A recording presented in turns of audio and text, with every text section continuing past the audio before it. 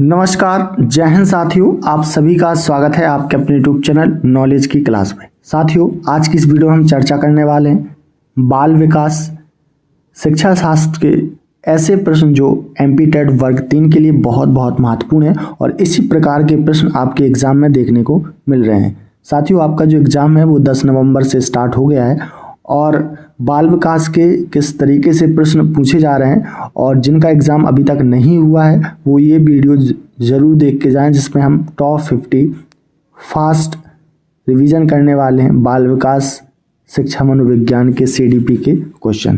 तो हमारे साथ जुड़े रहें और चैनल पर नए हैं तो चैनल को सब्सक्राइब जरूर कर लें।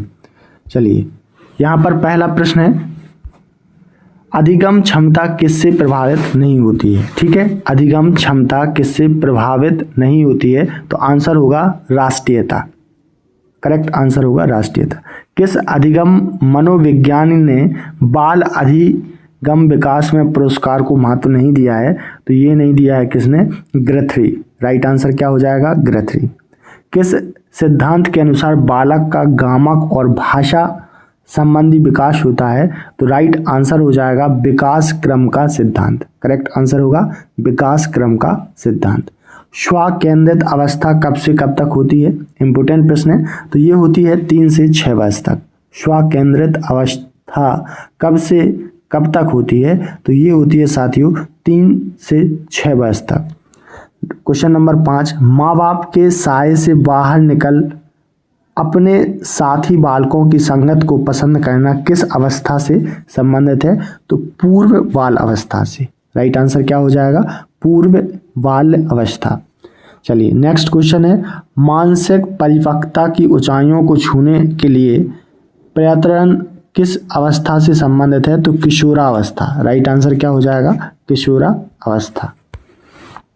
चलिए, नेक्स्ट क्वेश्चन है क्वेश्चन नंबर 7, सीखने की प्रक्रिया को प्रभावित करने वाले कारक क्या क्या हैं, तो अनुकरण, प्रशंसा, निंदा, प्रतियोगिता। याद रखना, सीखने की प्रक्रिया को प्रभावित करने वाले कारक क्या क्या हैं, अनुकरण, प्रशंसा एवं निंदा और साथ ही प्रतियोगिता। ठीक है, तो याद रखेंगे। कक्षा में विद्यार्थियों को अधिगम के लिए प्रेरित करने हेतु किस युक्ति का अनुप्रयोग आप नहीं करते हैं, तो किसका नहीं करते हैं, उनकी अत्यधिक प्रशंसा करना। राइट आंसर क्या हो जाएगा, उनकी अत्यधिक प्रशंसा करना। बुद्धि एवं सृजनात्मकता में किस प्रकार का सह संबंध पाया जाता है, ठीक है, तो धनात्मक। राइट आंसर क्या हो जाएगा, धनात्मक। कक्षा में अनुशासन बनाए रखने के लिए सर्वाधिक प्रभावशाली उपाय क्या है, शिक्षण को रोचक एवं व्यवहारिक बनाना। राइट आंसर क्या होगा, शिक्षण को रोचक एवं व्यवहारिक बनाना। क्वेश्चन नंबर 11, जिन विद्यालयों में समेकित शिक्षा दी जाती है उसके शिक्षकों को किस क्षेत्र विशेष में प्रशिक्षित करने चाहिए, तो विशेष अवस्था वाले बच्चों को पहचान और शिक्षण। राइट आंसर क्या हो जाएगा, विशेष अवस्था वाले बच्चों को पहचान और शिक्षण। चलिए, अगला प्रश्न है, किस समूह के बच्चों को समायोजन की समस्या होती है, तो कुशाग्र बुद्धि के बच्चों को। राइट आंसर क्या होगा, कुशाग्र बुद्धि के बच्चों को समायोजन की समस्या होती है। शिक्षण प्रक्रिया में किसका भली प्रकार ध्यान रखना चाहिए, तो विद्यार्थियों की सक्रिय सहभागिता के लिए। राइट आंसर क्या हो जाएगा, विद्यार्थियों की सक्रिय सहभागिता। बच्चों के सामाजिक विकास में किसका विशेष महत्व है, तो खेल का। राइट आंसर क्या हो जाएगा, खेल। संवेग क्या है, तो साथियों संवेग है मन की उत्तेजित दशा को संवेग कहते हैं, जैसे क्रोध, खुशी, गुस्सा। ठीक है, तो इसे हम क्या कहते हैं, संवेग कहते हैं। आप लोग याद रखना, और आपको वीडियो पसंद आ रहा हो तो वीडियो को लाइक और शेयर जरूर करें, क्योंकि अभी आपका एग्ज़ाम नहीं हुआ है और इसी प्रकार के आपको एग्ज़ाम में प्रश्न देखने को मिलेंगे। कोलबर्ग का विकास सिद्धांत किससे संबंधित है, तो नैतिक विकास। राइट आंसर क्या हो जाएगा, नैतिक विकास। प्राथमिक स्तर पर मूल्यों की शिक्षा देने की सर्वोत्तम विधि क्या है? तो अध्यापक के व्यवहार में मूल स्थापन। राइट आंसर क्या हो जाएगा? अध्यापक के व्यवहार में मूल स्थापन। चलिए नेक्स्ट क्वेश्चन है, मूल्यों के वर्गीकरण में क्या सम्मिलित नहीं है? तो एन कैन प्रकृण दर्जन का मूल। नेक्स्ट क्वेश्चन है क्वेश्चन नंबर 19, व्यक्तित्व के संगठन का कैसा स्वरूप है? तो मनोविज्ञान और शारीरिक। राइट आंसर क्या हो जाएगा? मनोवैज्ञानिक शारीरिक। आत्म केंद्रित व्यक्ति कैसा होता है? तो अंतर्मुखी होता है। कैसा होता है साथियों? अंतर्मुखी।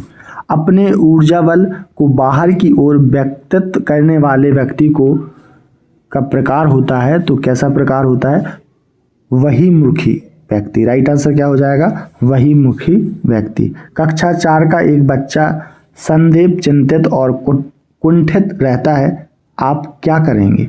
तो स्वयं परामर्शता की भूमिका का निर्वाह करेंगे। राइट आंसर क्या हो जाएगा? स्वयं परामर्शता की भूमिका का निर्वाह करेंगे। भाषा विकास का सिद्धांत क्या नहीं है? तो अतिरिक्त शक्ति का सिद्धांत। राइट आंसर क्या होगा? अतिरिक्त शक्ति का सिद्धांत। चलिए नेक्स्ट क्वेश्चन है, लिखने संबंधी विकार को क्या कहते हैं? तो डिस्ग्राफिया। राइट आंसर क्या हो जाएगा? डिस्ग्राफिया। बिने साइमन परीक्षण द्वारा किसका मापन किया जाता है? तो सामान्य बुद्धि का। करेक्ट आंसर होगा सामान्य बुद्धि का। सामाजिक प्रत्याशाओं के अनुरूप व्यवहार की योग्यता का अधिगम सामाजिक विकास कहा जाता है। यह कथन किसका है? तो हरलोक का। राइट आंसर क्या हो जाएगा? हरलोक। सीखने का सर्वाधिक उपयुक्त अर्थ क्या है? तो व्यवहार में परिमार्जन। राइट आंसर क्या हो जाएगा? व्यवहार में परिमार्जन। साइकोलॉजी शब्द का प्रयोग सर्वप्रथम किसके द्वारा किया गया था? ठीक है, साइकोलॉजी शब्द का सर्वप्रथम प्रयोग किसके द्वारा किया गया था? तो रुडॉल्फ गाइकिल 1950-90 में। राइट आंसर क्या हो जाएगा? रुडॉल्फ गाइकिल 50-90 में किया गया था। भारत में पहला मनोविज्ञान विभाग किस विद्यालय में स्थापित किया गया? तो कलकत्ता विश्वविद्यालय में। राइट आंसर क्या हो जाएगा? कलकत्ता विश्वविद्यालय। चलिए नेक्स्ट क्वेश्चन है, मनोविज्ञान की किस शाखा में पुनर्जन्म तथा अतीन्द्रिय घटनाओं का अध्ययन किया जाता है? तो परामनोविज्ञान में। राइट आंसर क्या हो जाएगा? परामनोविज्ञान। दोस्तों आपको वीडियो पसंद आ रहा है तो वीडियो को लाइक और शेयर जरूर कर दें फटाफट से। अभी तक आपने चैनल को सब्सक्राइब नहीं किया है तो चैनल को सब्सक्राइब जरूर करें। चलिए नेक्स्ट क्वेश्चन है, एक बच्चे को कॉपी में लिखने में विपरीत छवियां, दर्पण छवि आदि जैसी गलतियां मिलती हैं। इस प्रकार के बच्चा का लक्षण क्या प्रदर्शित करता है? तो अधिगम में अशक्तता। राइट आंसर क्या हो जाएगा? अधिगम में अशक्तता। एक औसत बुद्धि वाला बच्चा यदि भाषा को पढ़ने एवं समझने में कठिनाई प्रदर्शित करता है तो वह बच्चा किस लक्षण को प्रदर्शित कर रहा है? पठन अक्षमता को, जिसको हम क्या बोलते हैं? डिसलेक्सिया। राइट आंसर क्या हो जाएगा? डिसलेक्सिया। डिसलेक्सिया किस विकार से संबंधित है? तो पठन विकार से। राइट आंसर क्या हो जाएगा? पठन विकार। कौन सा व्यवहार बच्चे की अधिगम निर्योग्यता की पहचान करता है? तो बच्चों को सही तरह से ना समझ पाना तथा शब्दों को सही तरह से ना लिख पाना क्या करता है? अधिगम निर्योग्यता की पहचान करता है। शब्दों में अक्षरों के क्रम को पढ़ने में कठिनाई का अनुभव करना, अक्सर चासूस स्मृति का हार्श होना किससे संबंध है? डिसलेक्सिया से। राइट आंसर क्या हो जाएगा? डिसलेक्सिया। चलिए नेक्स्ट क्वेश्चन है, गतिक कौशल में अधिगम निर्योग्यता क्या कहलाती है? तो डिस्प्रैक्सिया। राइट आंसर क्या हो जाएगा? डिस्प्रैक्सिया। सीखने संबंधित निर्योग्यताएं सामान्यतः किस बच्चे में पाई जाती हैं? तो समानता उन बच्चों में पाई जाती हैं जिनके पैतृक अभिभावक इस प्रकार की समस्याओं से ग्रसित होते हैं। ठीक है, तो ये प्रश्न इंपोर्टेंट है, आप लोग याद रखेंगे। 5वीं कक्षा के दृष्टिबाधित विद्यार्थी के साथ कैसा व्यवहार किया जाना चाहिए? तो विद्यार्थियों के साथ कक्षा में सामान्य रूप से व्यवहार किया जाना चाहिए और श्रव्य सीढ़ी के माध्यम से सहायता उपलब्ध कराई जानी चाहिए। ठीक है, तो याद रखना। विकृत लिखावट से संबंधित लिखने की योग्यता में कमी किसका एक लक्षण है? तो डिस्ग्राफिया का। राइट आंसर क्या हो जाएगा? डिस्ग्राफिया। चलिए अगला प्रश्न है, कौन सा अनुच्छेद यह कहता है कि धर्म और भाषा के आधार पर अल्पसंख्यक अपने अनुसार शिक्षा संस्थानों को स्थापित कर चला सकते हैं? तो अनुच्छेद 30(1) में कहा गया है। राइट आंसर क्या होगा? अनुच्छेद 30(1). कौन सा एक कथन समावेशन का सबसे अच्छा वर्णन करता है?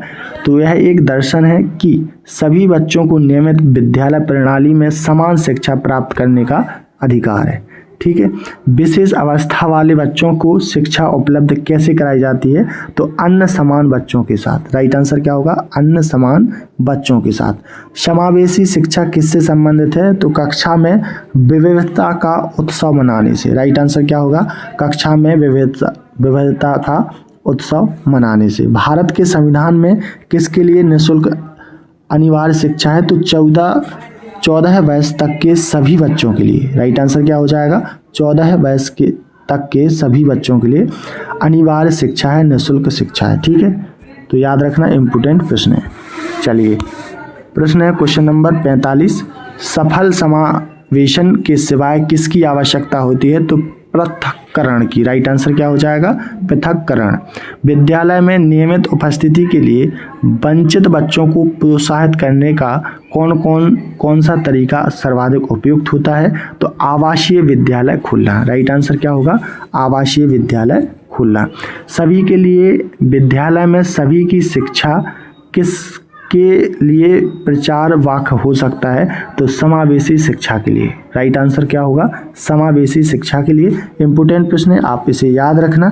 ठीक है, चलिए वंचित समूह के विद्यालय को सामान्य विद्यार्थियों के साथ पढ़ाना चाहिए, इसका क्या अभिप्राय है? तो इसका अभिप्राय है समावेशी शिक्षा। राइट आंसर क्या होगा? समावेशी शिक्षा। आपको अपनी कक्षा में 2 मंद बुद्धि बच्चों को बैठाने के लिए बोला गया, आप क्या करेंगे? तो ऐसे विद्यार्थियों को सिखाने की तकनीक सीखेंगे। राइट आंसर क्या होगा? ऐसे विद्यार्थियों को सिखाने की तकनीक सीखेंगे।